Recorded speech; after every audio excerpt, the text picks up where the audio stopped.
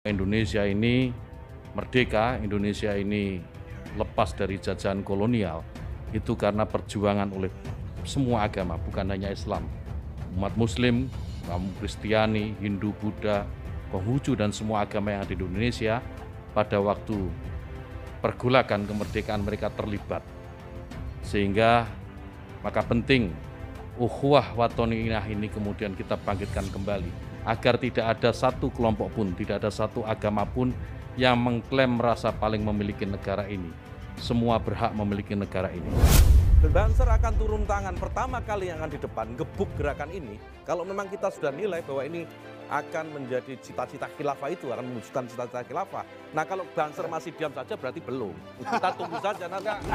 Yang pertama ingin saya lakukan adalah bagaimana menjadikan agama itu sebagai inspirasi, bukan aspirasi.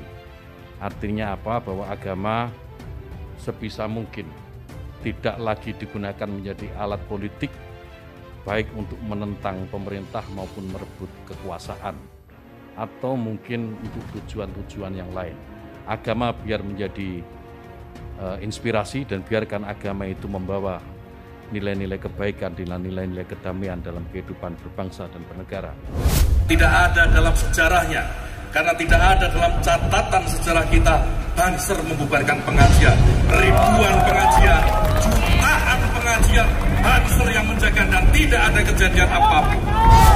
Jika ada kelompok-kelompok yang mengatakan bahwa mereka melakukan pengajian tetapi kemudian dibubarkan oleh Banser, katakan kepada mereka, tidak ada pengajian yang dibubarkan oleh Banser, tetapi Banser menolak mereka yang menggunakan pengajian sebagai alat untuk memecah belah umat Islam yang ada di Indonesia ini.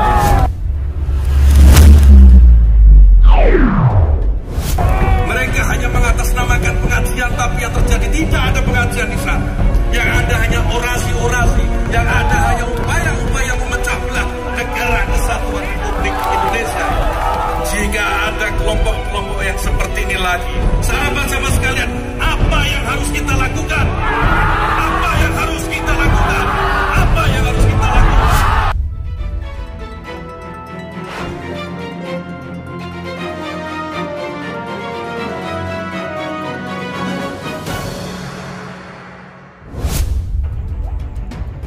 Presiden Joko Widodo atau Jokowi baru saja melakukan perombakan atau reshuffle Kabinet Indonesia Maju.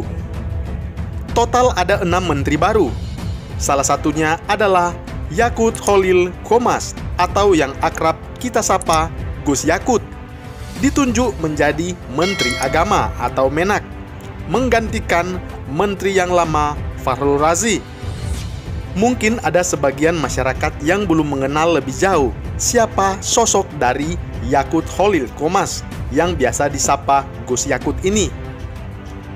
Berikut video profil singkat Menteri Agama yang baru, Yakut Khalil Qomas atau biasa disapa Gus Yakut. Gus Yakut lahir di Rembang, Jawa Tengah pada tanggal 4 Januari tahun 1975.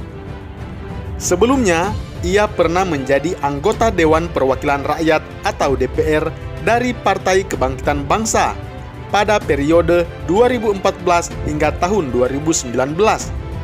Ia menjadi anggota Dewan Perwakilan Rakyat sebagai penggantian antar waktu atau PAW setelah Hanif Dakiri diangkat sebagai Menteri Tenaga Kerja saat itu.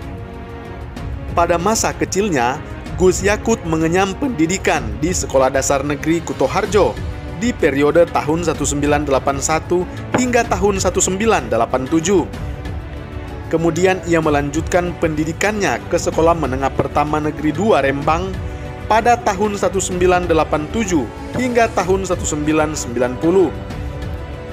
Setelah itu ia meneruskan pendidikannya ke Sekolah Menengah Atas Negeri 2 Rembang di tahun 1990 hingga tahun 1993. Kemudian gelar sarjananya diraih di Universitas Indonesia pada jurusan Sosiologi. Gus Yakut lahir dari keluarga pendiri dan tokoh Nahdlatul Ulama atau NU. Ayahnya adalah Kiai Haji Muhammad Khalil Bisri. salah satu pendiri dari Partai Kebangkitan Bangsa atau PKB.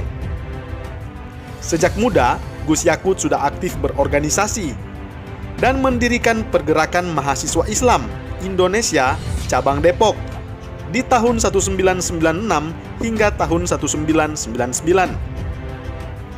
Sebagai kader Partai Kebangkitan Bangsa di Rembang, Gus Yakut dipercaya menjadi Ketua Dewan Pimpinan Cabang atau DPC PKB Kabupaten Rembang periode 2001 hingga 2014. Dan pada tahun 2004, Gus Yakut terjun ke arena politik praktis dan menjadi anggota DPRD Kabupaten Rembang di periode tahun 2004 hingga tahun 2005. Kemudian, Gus Yakut maju mencalonkan diri menjadi calon wakil bupati mendampingi Muhammad Salim pada pemilihan kepala daerah pada tahun 2005 dan kemudian terpilih menjadi wakil bupati Rembang di periode tahun 2005 hingga tahun 2010. Dan pada tahun 2011, Gus Yakut semakin aktif melebarkan sayap organisasinya dan diberi tanggung jawab memimpin organisasi sayap kepemudaan dari Nahdlatul Ulama atau NU, yakni GP Ansor.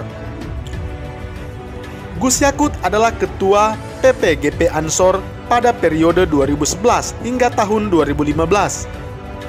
Kemudian pada tahun 2012, Gus Yakut diberi tanggung jawab yang lebih besar lagi, yaitu menjadi Wakil Ketua DPW PKB Jawa Tengah di periode 2012 hingga tahun 2017. Gus Yakut terpilih secara aklamasi sebagai Ketua Umum Gerakan Pemuda Ansor di tahun 2015 hingga tahun 2020. Dan pengesahannya terpilihnya Gus Yakut disampaikan oleh Nusron Wahid. Sebagian besar pimpinan cabang maupun wilayah GP Ansor sebelumnya telah menyampaikan dukungannya kepada Gus Yakut sebagai calon tunggal. Dan akhirnya, Yakut Khalil Qomas atau panggilan sapa Gus Yakut menjadi Menteri Agama pada periode tahun 2020 hingga tahun 2024, menggantikan Fahrul Razi setelah dipilih Presiden Joko Widodo dalam perombakan atau reshuffle Kabinet Indonesia Maju untuk sisa masa jabatan di tahun 2019 hingga tahun 2024. Ini mengemban amanah tersebut terhitung sejak pelantikannya pada hari Rabu tanggal 23 Desember tahun 2020 di Istana Negara, Jakarta. Selamat Gus Yakut. Semoga jabatan ini menjadi amanah untuk menjadikan Kementerian Agama menjadi lebih baik dari sebelumnya, seperti yang ia sampaikan pada visi dan misi saat pengenalan di Istana Negara oleh Presiden Joko Widodo. Gus Yakut sendiri mengaku kaget dan terkejut saat diberikan amanah dari Presiden Joko Widodo menjadi Menteri Agama. Menurutnya jabatan ini tidak pernah diimpikan sama sekali.